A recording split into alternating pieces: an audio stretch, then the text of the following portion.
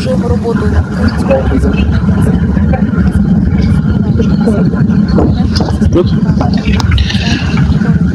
ОБСЄ в Україні, який зараз з нами на скайп-зв'язку із оперативною інформацією про безпеку в Україні та діяльність СММ ОБСЄ. Mr. Hook, the floor is yours.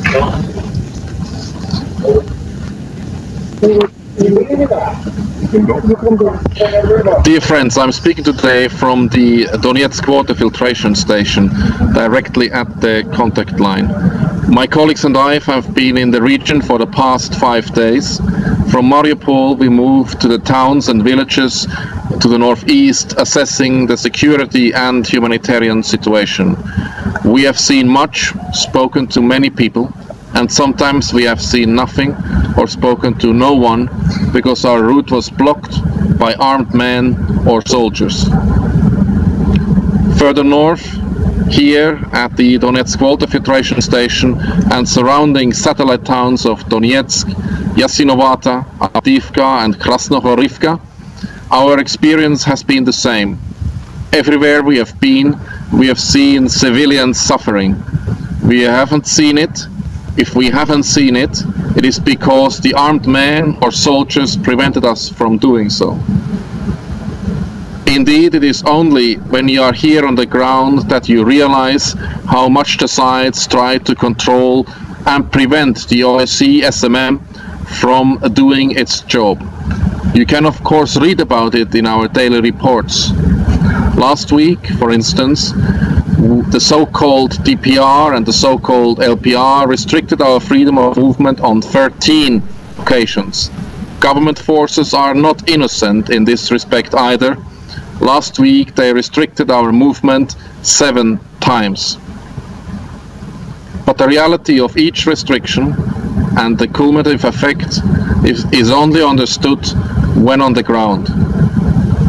On Wednesday, for instance, we saw to monitor Pisky, where we prevented from accessing the town by the Ukraine armed forces. Satellite imagery indicates large-scale destruction. We have been told that at least 12 civilians are still living there, but the Ukrainian commander did not want us to see and report about this reality. 2 days earlier, we had sought to monitor the situation in the Pikuzi area. The Ukrainian armed forces, in accordance with their obligations, cleared mines on the road from Mariupol on the government-controlled side of the contact line. Reaching the village itself, however, proved impossible. Not only did the so-called DPR2 fail to provide the necessary security guarantees for the patrol to continue, they also failed to remove anti-tank mines from the road we needed to use.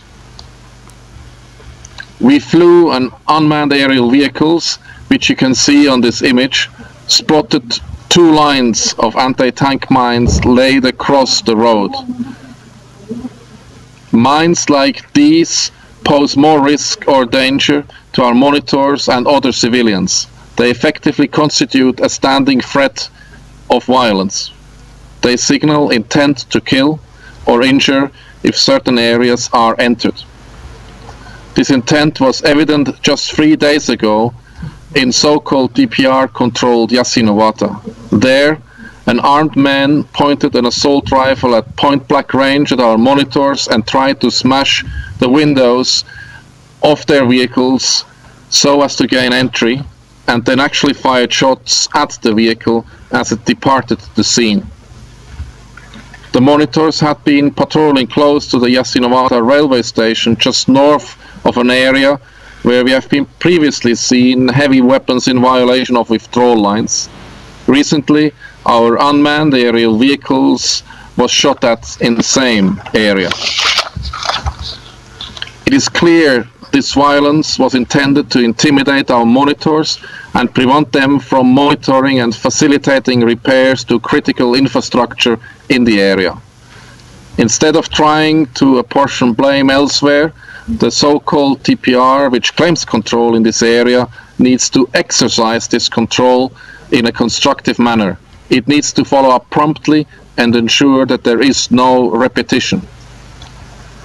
It is, of course, the wider civilian population that bears the brunt of violence, in particular of mines and unexploded ordnance. The unpredictable, indiscriminate nature of this large and hidden menace was evidenced last week. Last week, the SMM confirmed that one person was killed by a mine and 2 others were injured. The effect of each death and injury obviously impacts on family and friends, but it also impacts on the entire civilian population. It instills fears as nobody is safe. Off a hard surface, every footstep is potentially the last one. Like with the violence against our monitors in Jasinavatha, the intention is to intimidate and control. I spoke to 2 elderly sisters in Mariupol on Monday, both former residents of Shirokine. It was a humbling experience to see their resilience, courage, and above all, their determination to return home. Both Raisa and Anna, aged 77 and 82, respectively, understand their home and their village has been destroyed and that an immediate permanent return is not possible. They want, however, to visit Shirokine, to see their homes, assess the damage, and retrieve some personal items left behind. Raisa, who walks with the aid of crutches, told me that she was prepared to walk 20 kilometers to Shirokine if necessary.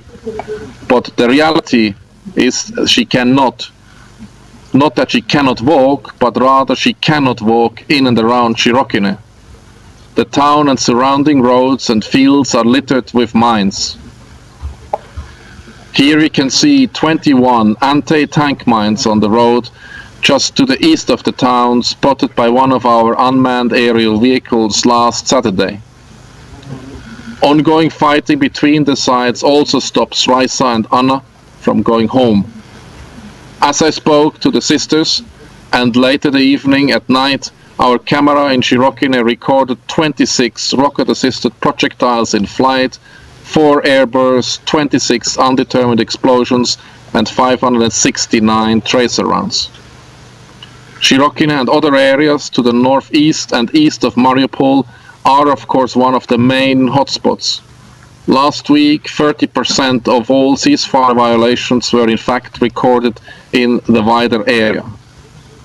While the overall number of ceasefire violations fell by some 25% last week compared to the week before, in areas east and northeast of Mariupol, the number actually increased by 55%. If measured in terms of explosions caused by weapons prescribed in the Minsk agreements, namely tanks, mortars and artillery, including multiple launch rocket systems, the increased level of violence in those areas east and northeast of Mariupol was marked. The SMM in those areas recorded 82 artillery and 19 mortar explosions, compared to 3 artillery and 4 mortar rounds the week before. And with shelling, there are inevitably civilian casualties. Last week, the SMM confirmed that 4 people were killed and 4 injured due to shelling. While home for Raisa and Anna is only 20 kilometers away, the prospect of returning there is clearly far away.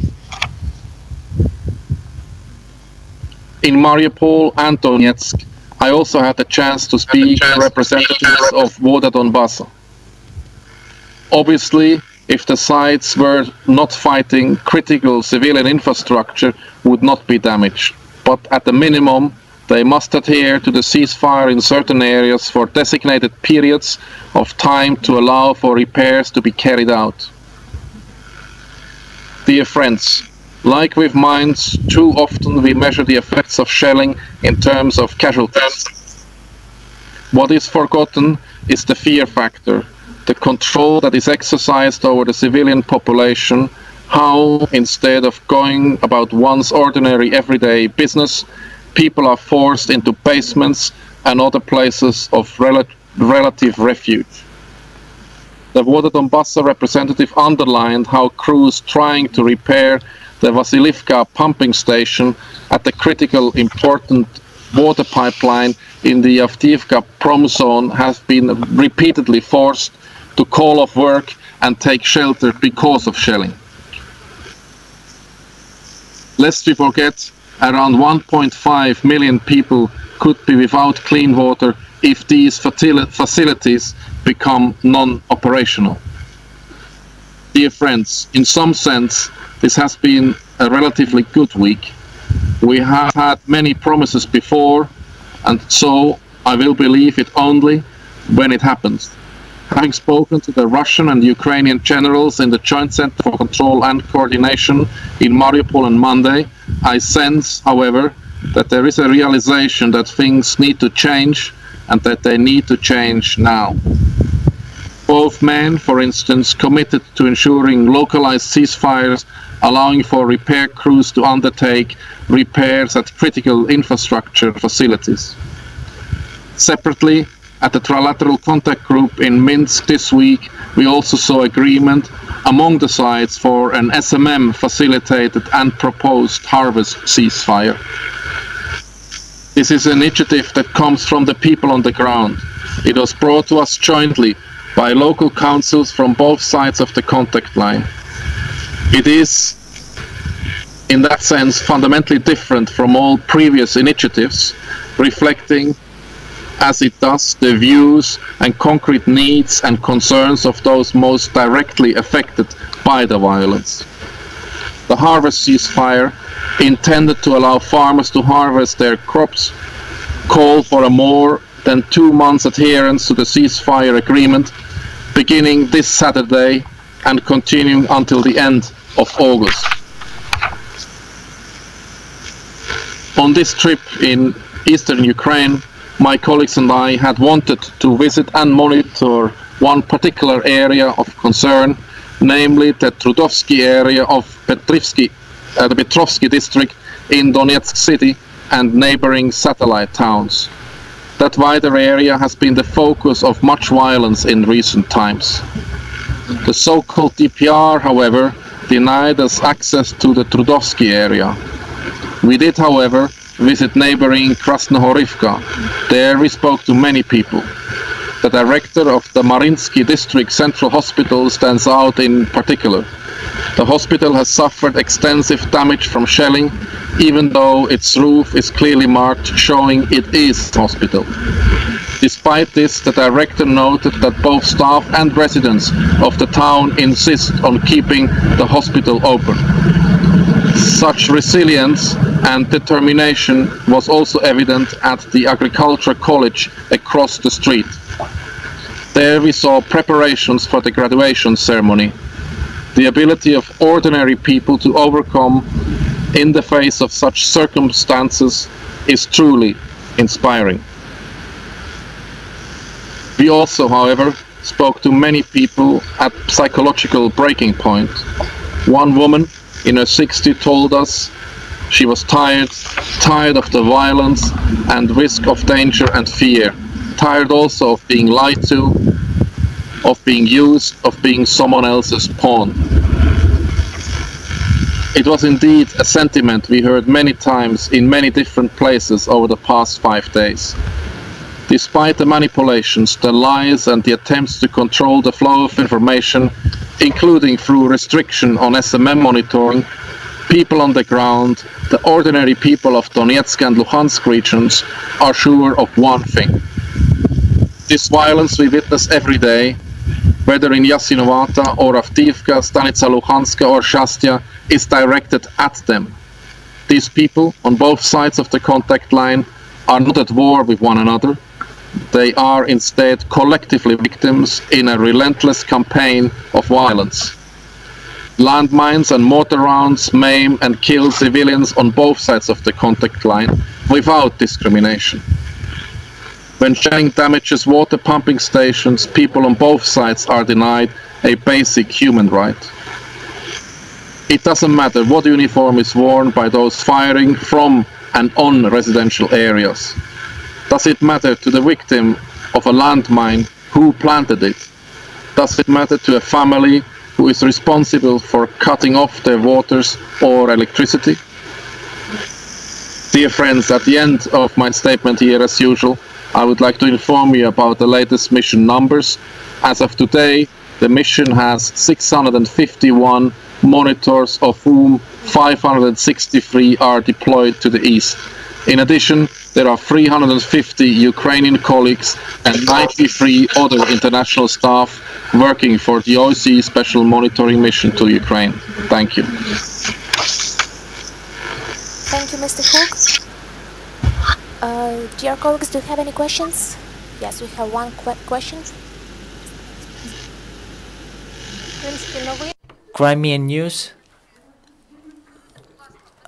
Can you comment on the security situation in and around the Donetsk filtration station this week, and whether you plan, or the SMM plans, to install video cameras in that particular area?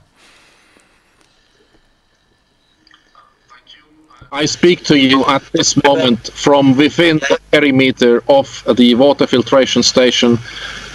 We had a rather quiet day thus far. However, this place here has seen far too much violence. Just last weekend, the workers told us that just a few meters to my left here, there had been impacts within the perimeter of the water filtration station. This will only change if the sites remove their positions that are very close to this facility, and if they move back their heavy weapons. The OSCE Special Monitoring Mission will attempt to install more technology, including here at the Donetsk water filtration station. I have to add, as usual, that no matter how many cameras and no matter how many monitors we deploy, it doesn't depend on the SMM, it depends on the sides to end this fighting. It is their decision to continue, it is their decision not to withdraw weapons, it's their decisions not to move positions away where they are now. If they decide to undertake these very basic measures, this facility here where we stand can be protected, and hundreds of thousands of civilians will be able to continue to enjoy clean water produced here. Thank you.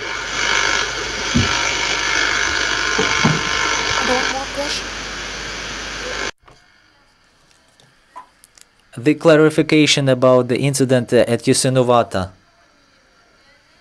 So-called DPR members informed that they have detained two armed men that were involved to this violent attack. I have a question, whether the monitors that were involved in this incident, whether they were summoned or invited by the so-called DPR for some kind of interrogation in order to find out the circumstances of this violent attack. I cannot confirm this.